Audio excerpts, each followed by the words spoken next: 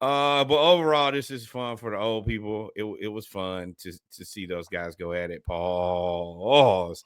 But we gotta leave that where it is. We're gonna go right on to the finals. This has been everything that we could have asked for so far. Tyrese Halliburton comes back in game one, hits a game winner on a OKC team that was up the entire game. Pacers had 19 turnovers in the first half, and I said, hey, they're going to win this game because OKC has not put them to bed. And they sure enough came back and did it. And then OKC came back in game two at home and handled business. So now they go to Indy for 2 games. I think that at this point, I think the OKC is still the better team. With that being said, though, the Pacers, I mean, have the upper hand. They were able to steal one. Now the ball is in OKC's court. You got to steal one or both at the Pacers home. Make sure y'all go follow Dive Team Media Network, our Instagram. I do like a little lunch break 2 or 3 times a week, and I actually talked about this, and I wanted to bring it up to you. I didn't understand OKC in the first game making the adjustments before you even decide to play the game. Changing what to me is your biggest advantages on the boards, having Chet and Hartenstein be able to play the 4-5 and alternate allows you to dominate the boards and basically jump Miles Turner, who ain't the greatest rebounder anyway. You decided to then start Cason Wallace instead, and he was a minus 13 in the game one.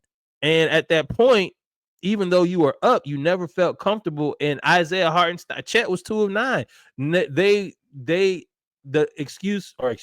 reasoning was that they didn't play but like 40 games together, 30 games together because Chet was hurt.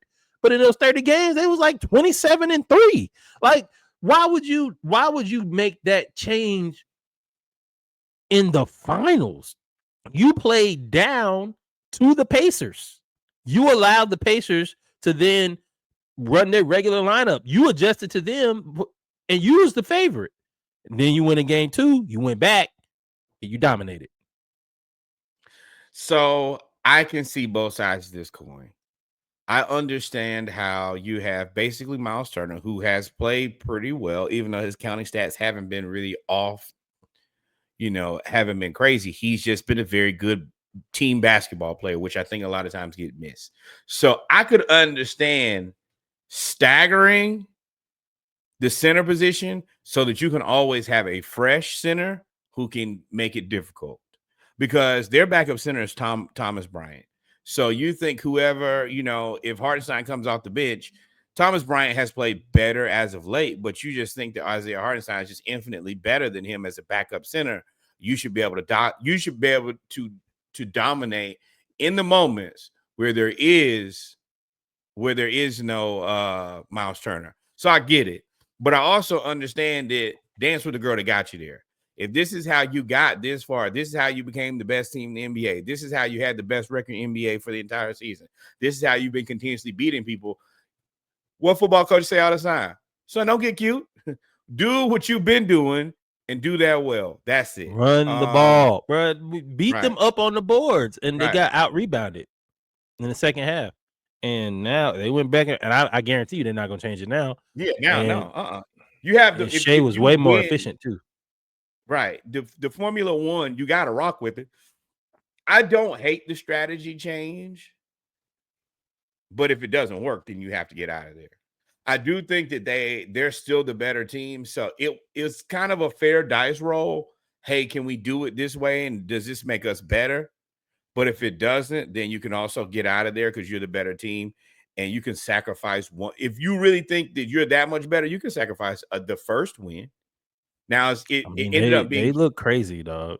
It ended up looking worse because the way that you lost. I think that it would have been actually better had they just got, whooped. Hey, let's lose by 10, let's lose by 20, and say, hey, man, scrap this plan. It doesn't work. But for you to be up and then be up by a lot, and then Halliburton, just letting Halliburton's story be that I'm Mr. Game Winner, and I done gave all of y'all one. So y'all every round, game 1, I didn't stole. Right. Swiper, no swiping. Right. Yeah, everybody has gotten their own game winner. It makes it bad, but you can't live and die by the story. You have to live and die by the record. And I do understand that sometimes the story can be what is the pendulum swing, but these two teams are good, deep teams. Figure it out, reshuffle, and go do it again. If y'all don't go out there and just play ball, like the defense, OKC's defense is so good. Dog, you cannot bring the ball past your shoulders. If you bring the ball down past your shoulders, it is going to get stolen. They replay. And Indiana is playing. Remember, Indiana is not known for defense. This is why they've made it this far, because their defense, Right. shout out to Nembhard, has been playing really, really well.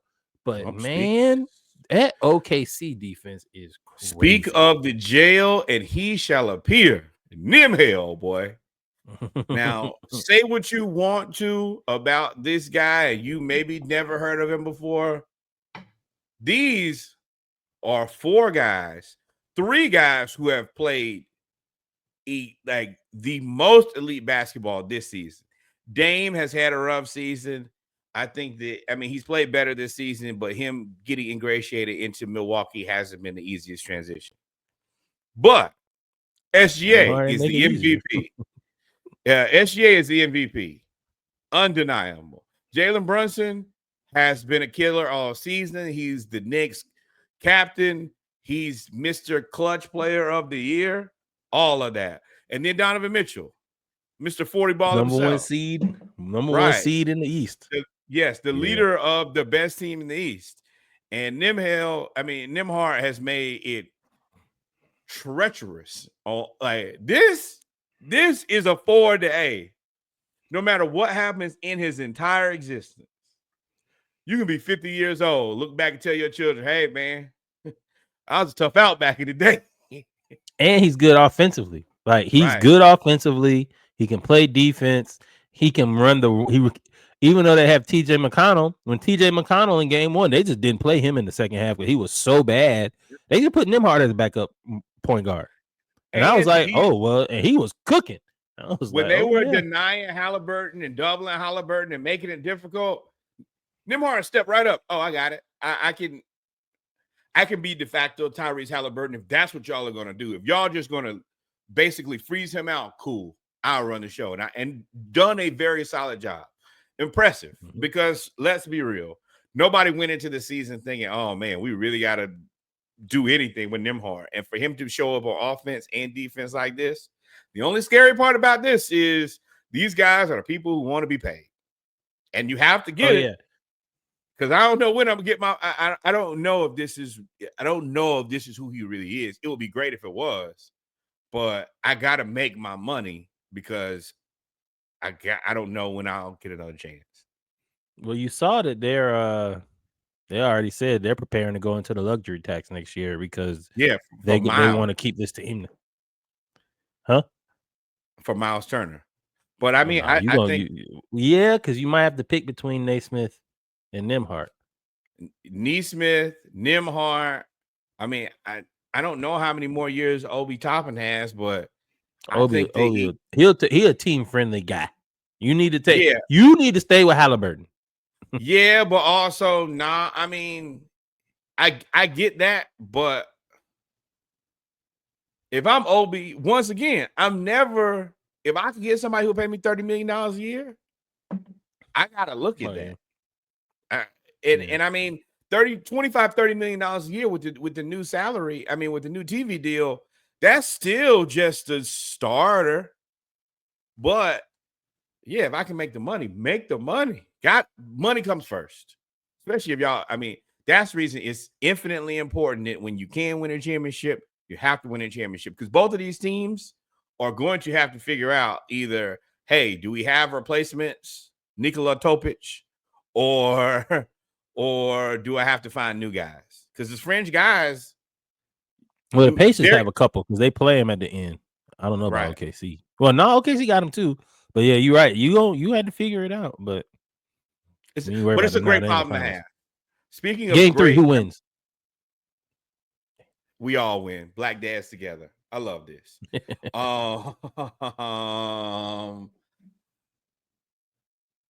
I think the Pacers win. They need to win that first one. I think the Indies gonna be cracking for the first one. I think the scary one is game 2. I think that's where OKC steals theirs back. But I did want to highlight this. Me and Reggie talk a lot about black dads, and Tyrese Halliburton's dad has. He had the whole situation with Giannis, and then he was finally allowed to come back to games. And just watching SGA's dad, between him and Nickeil Alexander-Walker, just show up, and he's an interesting character, but this was too good not to celebrate. He looked like an old Houston rapper, low key. Right, SGA right. Dad. He looked like an old Houston rapper. he looked like he ran with Stack 5, low key. He looked like he ran with Stack 5. The other part about this that I really think about is this was game 1. This is the game where the Pacers were down the whole game, and then SGA comes back and hits the game winner. I don't know if I still want to be with him after his son hits the game winner and steals game 1. Oh no, he on his best behavior. He ain't really been crazy now. He still be talking, but he ain't gonna be crazy. I'm talking about SGA Day. I just might be sick. Like I'm okay with sometimes I'm just sick. I don't need to see anybody or anything. Let me go be by myself. This man, Halliburton pulled that shit off at the end, and you're like, good game. Nothing you can do. Ain't nothing you can really do. It is what it is. Who you got? Who you got game 3? OKC. I think OKC takes this one, and then game 4 is a game of games. Game 4 is probably the game of the series. Even if Indiana wins games 3, I think game 4 will be the best game of the series. I think it's gonna go double overtime type game. Fair enough. I'm excited to see how this plays out. Me too.